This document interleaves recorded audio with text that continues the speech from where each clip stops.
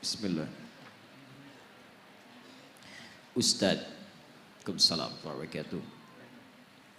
Apa makna sebenarnya dari ihdinas siratal mustaqim? Taib.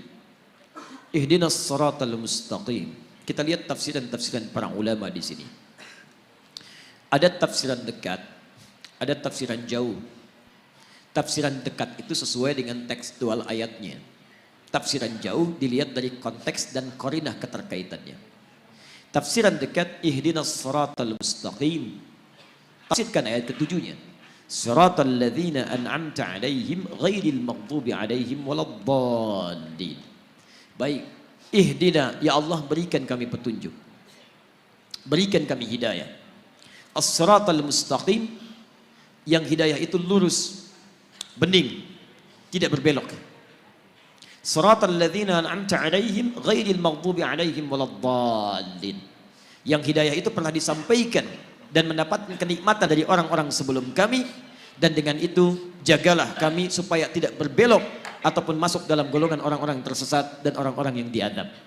Para ulama pertama mengartikan hidayah ini pertama dengan Islam. Islam. Karena ketika hidayah disebutkan dalam Al-Quran, yang pertama menunjuk pada Islam. Hidayah jika disebutkan pertama menunjuk pada Islam. Ini satu. Yang kedua, hidayah juga bisa disebutkan menunjuk pada kekuatan iman. Kekuatan iman. Kalau yang ini belum masuk Islam, maka jadi Islam. Seperti tadi Musa diutus pada Fir'aun, seperti Muhammad SAW diutus pada umat manusia. Kalau yang ini sudah muslim tapi ditambah keimanannya. Contohnya Quran surah ke-18 ayat ke-13, paling kiri di pertengahan. Antum pernah dengar Ashabul Kahfi? Sudah beriman belum? Sudah. Lihat ayatnya. Innahum fityatun amanu bi rabbihim. Mereka itu para pemuda yang sudah beriman kepada Rabbnya. Imannya sudah ada. Ketika imannya dijaga dan terus mendekat kepada Allah, wazidnahum huda, kami tambahkan hidayah. Zidnahum huda, hidayah ditambahkan, imannya dikuatkan lagi. Ketika beriman dikejar-kejar, dia pertahankan imannya. Begitu dia pertahankan imannya, kemudian masuk ke dalam gua, Allah tambahkan lagi kekuatan iman. Semakin mendekat, semakin mendekat, semakin mendekat.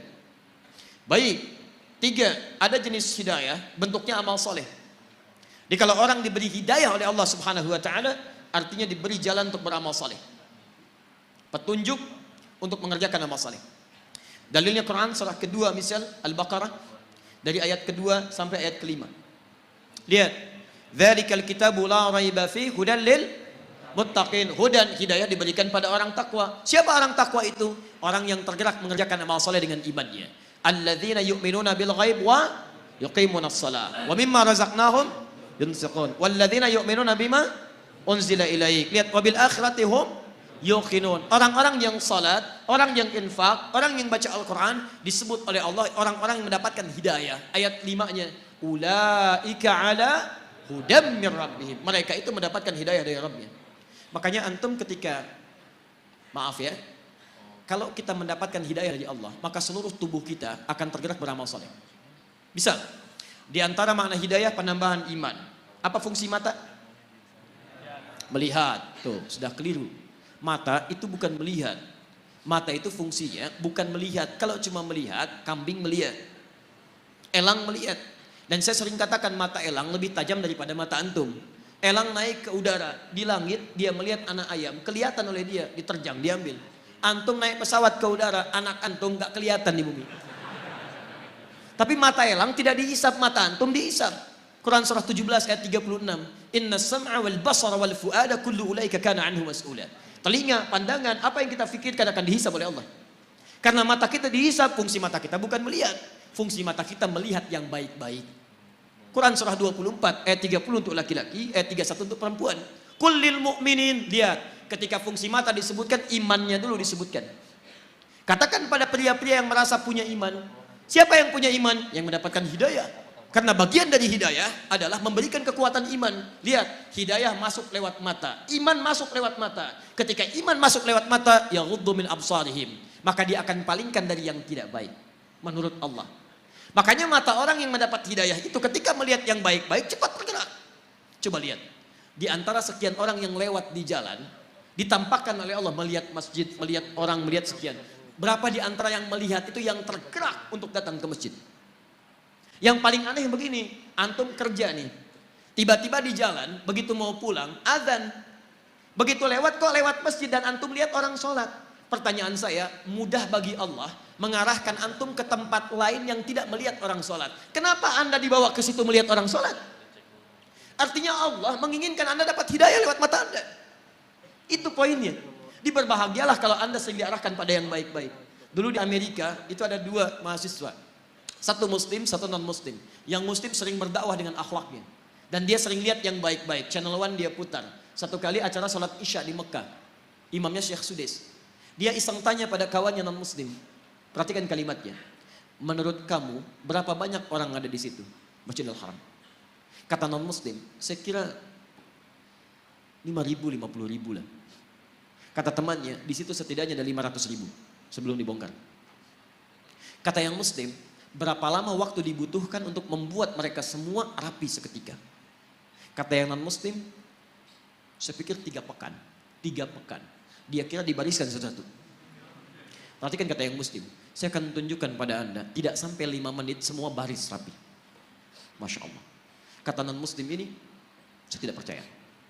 Kata yang muslim, lihat.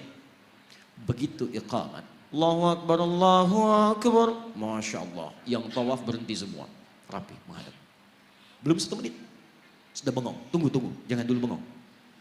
Begitu Syekh Sudes memulai. Istaw. Istaqimu. Rapat, rapi, tegak semua. Begitu takbir. Allahu Akbar. Semua takbir seketika. Rapi. Enggak sampai 5 menit. Tiba-tiba hidayah masuk lewat mata. Tuh, pertama, Islam.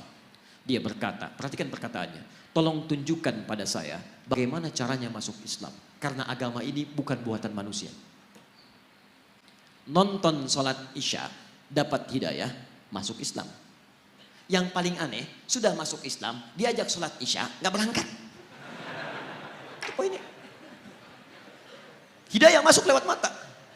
Makanya mata orang dapat hidayah, itu lihat yang baik-baik cepat. Yang tidak baik dia palingkan. Lihat handphone, tayangan nggak baik, dia palingkan. TV nggak ada acara yang nggak bagus pindah channel. Majalah nggak ada yang dibawa yang nggak baik-baik, yang baik semua baik. Makanya kalau antum sering lihat yang baik-baik, yang halal-halal, yang haram, antum nggak akan peduli. Seorang suami yang selalu menatap istrinya yang halal, maka matanya tidak akan pernah diarahkan pada yang haram. Demikian pasangan, demikian kehidupan dan cepat bahkan istighfar dia. Kalau dia sudah jadi penghuni surga, lisannya cepat istighfar. Quran surah ketiga ayat 133. Wasari'u ila maghfirah. Perhatikan, ada calon penghuni surga seluas langit dan bumi, orang takwa itu cepat beristighfar. Begitu dia lihat tayangan yang tidak baik, dia palingkan, lisannya istighfar, astagfirullah. Dan cepat, antara lisan dengan mata itu seimbang, palingkan, astagfirullah. Nggak ada yang terlambat, astagfirullah. Nah, itu belum. Jelas ya? Jadi ihdinas siratal mustaqim bisa dipahami sebagai bimbingan dari Allah supaya mendapatkan keislaman, bisa peningkatan iman, bisa peningkatan amal saleh, ya, bisa petunjuk pada yang baik-baik. Tayyib ihdinas siratal mustaqim, yang tidak berbelok, yang lurus, yang baik, yang tegas, yang nyaman, dan inti paling besar itu Al-Qur'an. Nanti tafsir siratal ladzina an'amta 'alaihim ghairil maghdubi 'alaihim ditafsirkan di Quran surah keempat ayat 69. Yaitu ada para nabi, ulaika ma'al ladzina an'ama Allahu minan nabiyyina was-siddiqina wasyuhada was-shalihin. Jadi kalau antum ingin seperti orang-orang mendapatkan hidayah, ikuti manhaj para nabi, ikuti orang-orang saleh, ikuti jejak para syuhada, ikuti orang-orang jujur. Maka bagaimana caranya? Wa may yuti'illaha war rasul. Ikuti Allah dan Rasul. Itu caranya. Ya.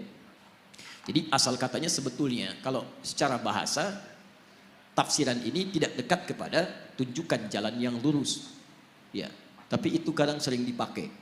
Saya pernah tugas di Saudi di Mekah tahun 2010. Itu ada sebagian jemaah yang tersesat dari maktabnya. Tapi saya yakin bukan orang Medan. Kemudian dia bingung kembali, nggak tahu jalan. Lihat askar Saudi, dia nggak bisa bahasa Arab. Askar nggak bisa bahasa Indonesia, nggak nyambung dua-duanya. Maka dia teringat ayat ini, Masya Allah. Pak, ihdinas siratal mustaqim. Tunjukkan kami